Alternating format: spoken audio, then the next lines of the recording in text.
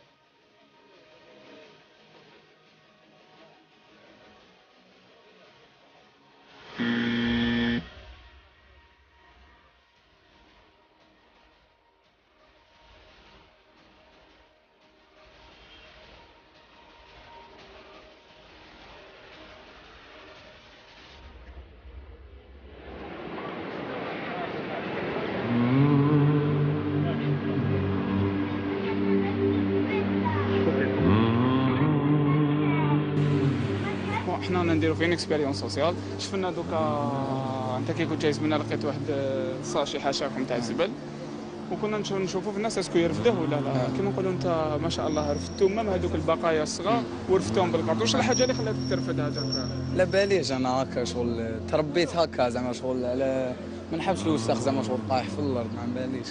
والحاجه اللي بوساتك تسمى شغل شتك حتى هذوك العفايس الصغار وما حبيتش تخليهم؟ هذوك شغل نعم تربي هذوك عفايس ما يعفسوهمش ما يمشوهش. هذا ما كاين بزاف اللي ما يرفدوش ما والو. تقدر تقول ربي يهدينا ان شاء الله. وانت واش الحاجه اللي خلاتك ترفد؟ شو كانت في وسط الطريق باش ما تجينيش الناس ثاني كيعاقبوا هكا. تسمى انت بنيه اماده الاذى عن الطريق.